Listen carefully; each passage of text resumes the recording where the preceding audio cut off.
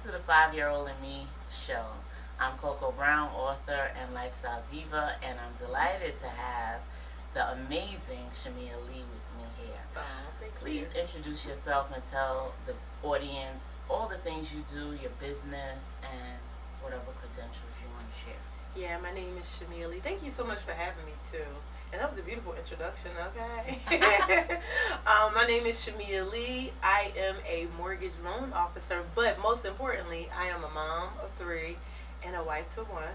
Uh, my job is pretty much to help people with the financing of purchasing their home. So that's what I do every day. Okay, and isn't there something else that you possess? Aren't you a licensed cosmetologist? I got a bunch of licenses. Okay. I'm a licensed cosmetologist. I am a licensed real estate professional. I am a certified stager. Just ask me, do I use all of them? So, you know. But it's good to know because you're multi-talented. I tend to be drawn to multi-talented people. When I learned you did hair, I was like, oh, fellow cosmetologist. I love it. And I see you with your daughters, and I see all the things you do with the church and just with people, how you feed into their spirits, how you allow them to see all that's possible for them. And I was just drawn to that. You're so effervescent. I just love that I met you early on in moving to Maryland. And I'm just glad to be able to have you share with the audience all the things you do so that they know what's possible. They know they can have a loving husband and have children and have a career and many other talents also, and serve the community well like you do. Oh, I appreciate that. So tell me, what did you want to be when you were growing up? Everything. Everything. I wanted to own a daycare. I wanted to own a school. I wanted to own a hair salon. I wanted to own properties. Like, I wanted to do everything. And I remember my dad telling me, like, you got to choose something. And so when I did my first resume, this is a funny story. When I did my first resume in high school to get a job at McDonald's, my mom was helping me with my resume. And they had like this, resumes are totally different now, but back then at the very last bottom, some of y'all will remember this, you put hobbies. And I put thinking. And my mom was like, you cannot put thinking. That's not a hobby. I'm like, but I like to think. And Oh my gosh. but I think now looking back, that was really just because I'm very creative. And so I am always thinking, and I'm always wanting to do something new and what's next. And so I think back then, I didn't know what I wanted to do because I wanted to do everything. But you know what I did realize is that you can.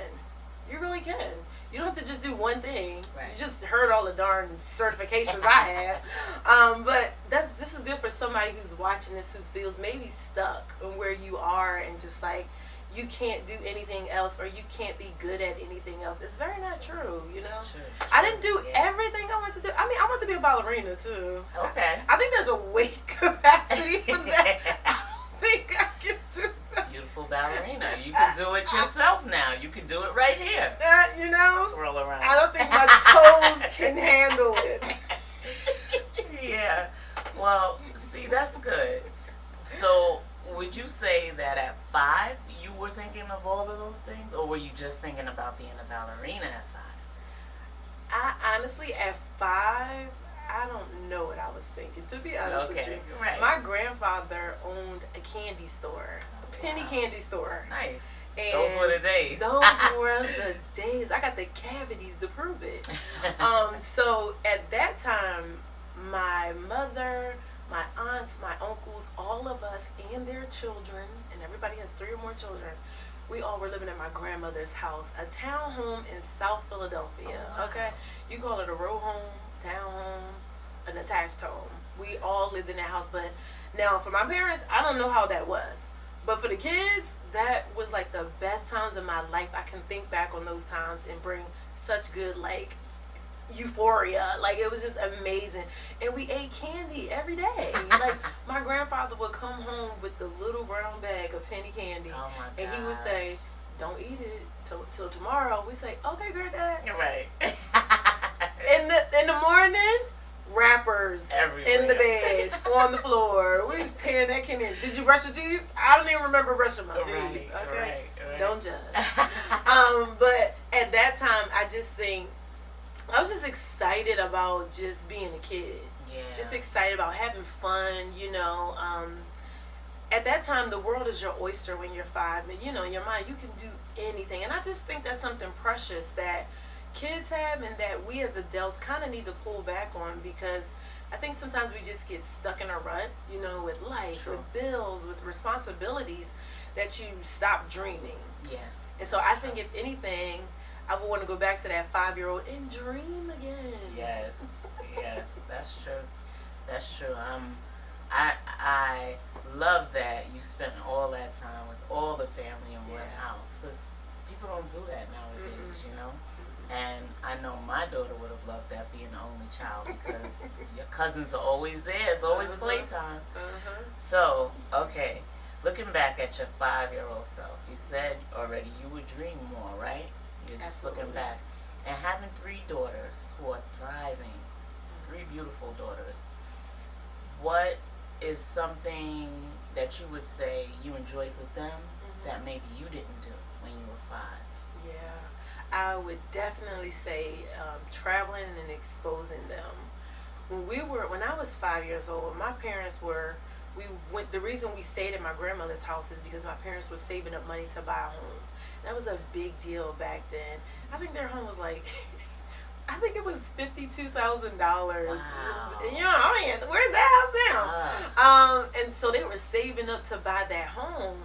And so, like, traveling, we didn't do a lot of that. You know what I mean? Traveling was to the corner store or to the playground, to the library. The library was a thing. Right. And so, for me, I've enjoyed being able to give my kids different experiences that my parents couldn't necessarily do at that time. Okay. And I know they wanted to. And they share that sentiment today, and it excites them to go on some of these trips with us and see their grandchildren enjoying a lifestyle and their children. So, I think it doesn't even matter how small it is. It really is just about the memories. Yeah. It's not about the money. It's about the memories. Right. I like that. Right. That was right. Eminem. Yeah. Not the money. That's good. The memories. That's good. That's good.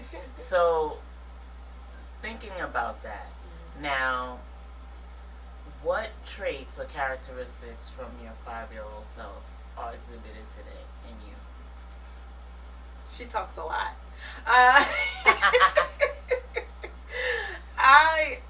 Everybody calls me 21 questions. Because I ask a lot of questions. I do. I know my husband, I know I get on his nerves. He tolerates it, but I know sometimes he's just like, can I just please say something without you asking me 900 questions? But when I was young, my mom told me that I would always ask questions, like, about everything. Why is the sky blue? Why is that lady limping like that? Why is that lady fat? Like, she said, I would just ask so many questions, like, Shymeia, please. Yes. And I'm still that way till this day. My office, my colleagues call me copious notes. They know, they're like, that's the one. You need notes, ask Shymeia. But the reason I like to ask questions, honestly, is because I really do want to understand. I really do want to understand. If ever I'm talking to someone and it's like maybe a personal conversation, I'm asking a bunch of questions, I'm always like, I promise you I'm not being nosy. I'm just interested. You say something, I'm thinking about what you said, and I have a question. Right. That's right. And so I would say that 5-year-old that asks 900 questions, she still lives on the inside. Yes. I can relate. I always got in trouble for talking too much in school all the time. I did my work, and I was right at somebody's desk, chatting them up. Always got in trouble for that. So I would say that too. I got in trouble a lot for talking in school. I mean, my teachers would call my mom all the time. So when my kids were coming up, one of my daughters, the middle one, she always talked in school, Asia. And so if ever the teacher told me, those parents that act like, that ain't my child. This teacher is crazy. No, I knew it. Because she's just like a mother. I'm so sorry, ma'am. I apologize. I will deal with her. Yes. But I was the same way. But I used to come home, and this is when we had the voicemail recorders. Yes. And it was like talk out loud, and you could hear the person leaving the message. And I knew the teacher was calling one day. I got home so fast, and I sat on the couch next to the voice recorder, so when the teacher called, I could hit the button so my mom, because I did not want to get in trouble again. Oh, gosh. I know, that's me. I talk too much. Yeah. Even to this day. Yeah, but it's a good quality to have. It's just they didn't appreciate it back then, Yeah, right? see, Yeah. they didn't know our gifts. Yes, exactly, exactly. We allow our children to be much more expressive now. We understand that they need to let out whatever, you know, express themselves. Tell us what they're feeling. It doesn't mean they're going to get to do everything they want to do, but we need to know how our children are feeling. I think adults don't realize that when kids are young, they're going to be an adult one day. And we want to nurture the gifts on the inside of them. We don't always know like what they will be, but we see little traits that we know, whether it's leadership, they're bossy. Oh, they're going to be a leader. Okay? Right, We're going to differently. right. She talks too much. You know, maybe she's going to be encouraging someone. Maybe she's going to be a motivational speaker, something like that. But it's our children have gifts, and I think sometimes we are repeating the way we were raised, and we want to like beat it out of them, punish it out of them, and it's like, no, allow them in the right space, in the right environment, with the right set of rules and respect to grow and be who God has really called them to be. So I know some people don't like that. You know, they feel like, tell them kids sit down somewhere, and it's like, no, you gotta allow them to express themselves because we're training them. Oh, training for reigning. Yes. Y'all see that right? Y'all see what I did there? Yes, and that allows your children to be more connected to you too, because when you're just telling them what to do all the time instead of having conversations with them, you don't allow them to really connect with you and trust you. You know, children trust adults that listen. You know, they feel more comfortable. You know, if they're not just going to get in trouble, or you're going to get disciplined every time you say just what you're feeling. So it's very important. I'm glad that you are sharing that with others because it works. I mean, it's very helpful. It does. So, if you could wake up tomorrow and do exactly what you want to do, what would that be? If I could wake up tomorrow, that's just a fun feeling. Wake up tomorrow and do exactly what I wanted to do. It really would be to have an organization somehow centered around encouraging and training young women. It would be that. Like, I could do that for free. Okay. I'm passionate about young people, young women specifically. And I don't know if it's because I have 3 girls. I don't think so, because when I was a teenager, I was always involved in my church at the time. And I loved the young people. I used to do vacation Bible school. You know, I used to help with the Bible studies for the kids. And some people are like, well, you should have been a teacher. Now, I think that's a stretch. I don't think that's what it was supposed to be. I love teaching. I don't want to be a teacher in the school system. Thank you guys, all of you who do it. I promise you, you're like the military. Thank you. Thank you so much. We thank you for your service. Much. Yes, we do. But I would love to have an organization surrounded around encouraging young women. I really would, and maybe those from the like a disenfranchised areas, you know, who need almost like big sistering, someone who just kind of the same things we're talking about that we provided to our children. Not every young person has access to that, so that's what I could wake up tomorrow and do that, like with my eyes closed.